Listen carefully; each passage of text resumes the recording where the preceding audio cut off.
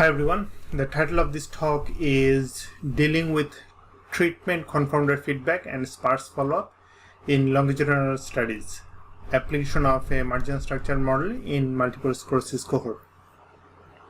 I am Ehsan Karim, an Assistant Professor from UBC School of Population and Public Health. Before I begin my talk, I would like to acknowledge my collaborators on this project: Ellen Kingwell, Helen Tremblett, John Petkow, Feng Zhu, and other MINT study group members from University of British Columbia. This study was supported by funding from Michael Smith Foundation for Health Research, Natural Sciences and Engineering Research Council, and National MS Society. I would like to acknowledge that data sources are available from British Columbia Ministry of Health, BC Vital Statistics Agency, and Population Data BC. For those who are not familiar with multiple sclerosis or MS, it is a disease that damages nerve cells. It is a chronic disease that can lead to considerable disability at the advanced stage. Unfortunately, there is no known cure for this disease. For the management of MS disease, beta-interferons are widely prescribed platform therapies.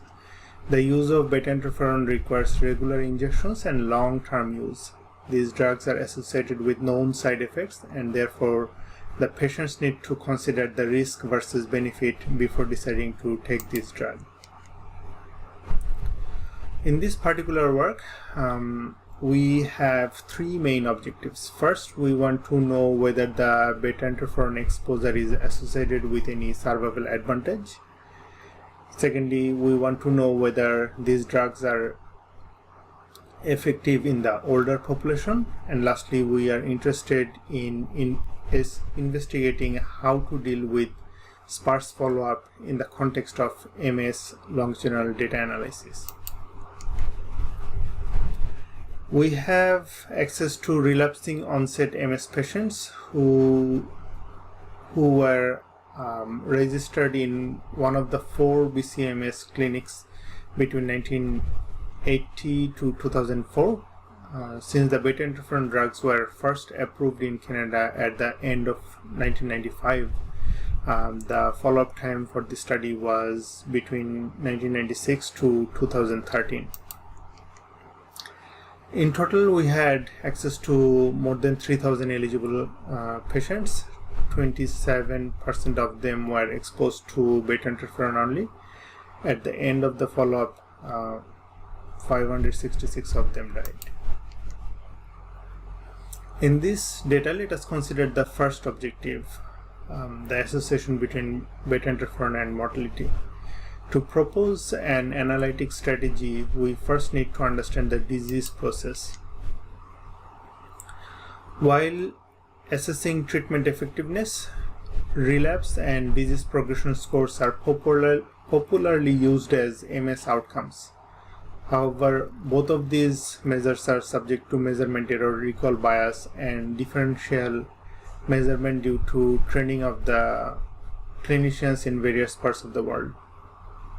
Also, analysis of these outcomes based on observational studies have produced contradictory results in the literature. In this study, we have considered time to all-cause mortality as the long-term outcome.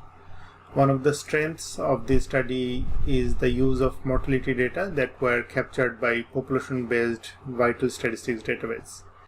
This outcome is well defined and subject to less measurement error compared to the commonly used MS outcomes such as relapse and disease progression.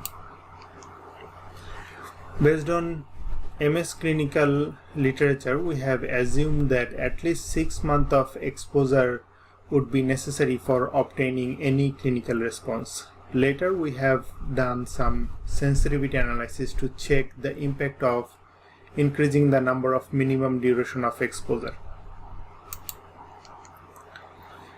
In the literature, we found 3 studies have considered all-cause mortality as the MS outcome. However, the first study was based on a small sample size, and the second study was criticized for not adjusting for immortal time bias.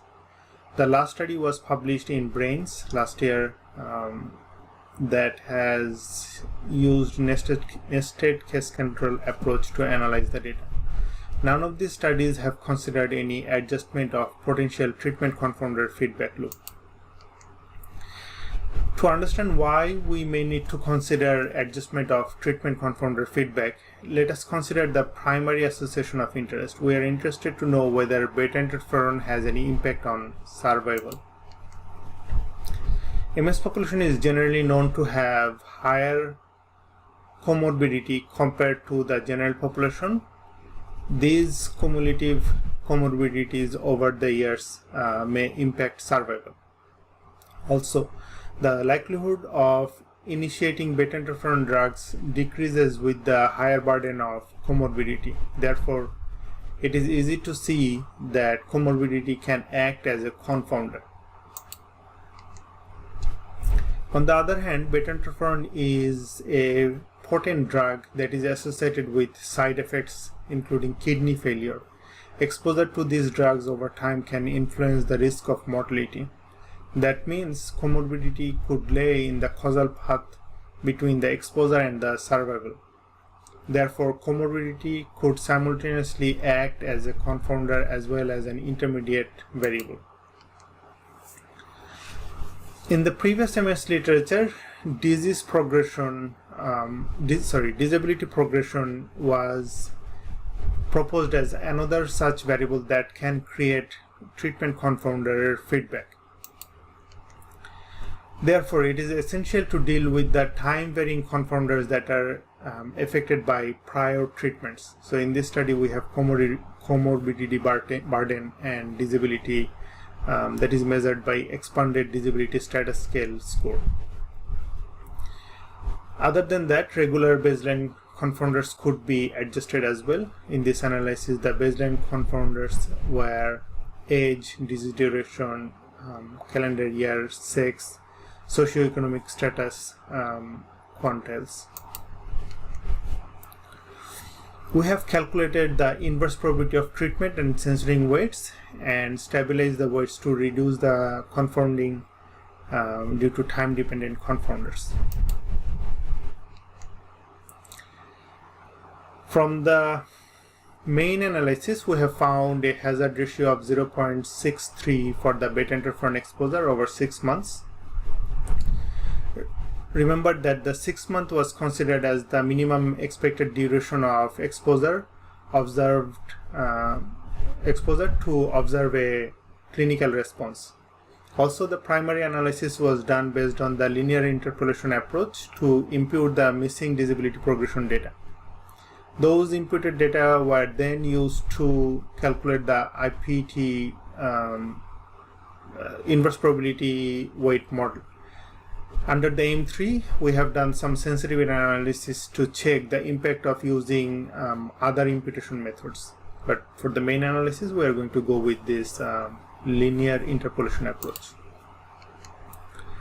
Alright, so we have also performed several sensitivity analyses where we have increased the minimum expected duration up to 60 months.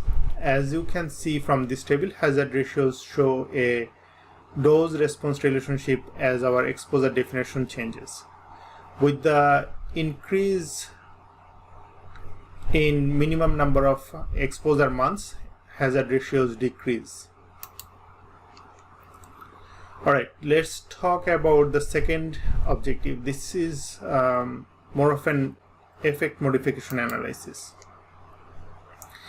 Beta-interferon drugs were approved based on randomized clinical trials.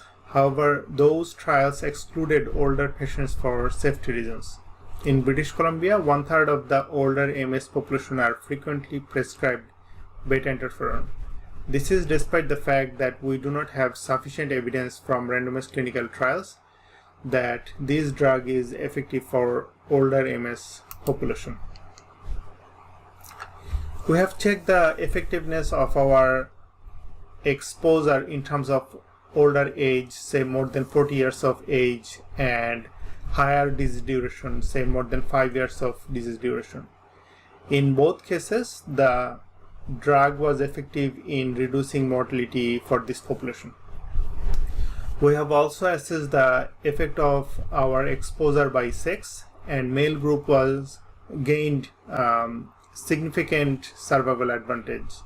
However, the female group, even though the hazard ratio is lower than 1, the confidence interval was including 1.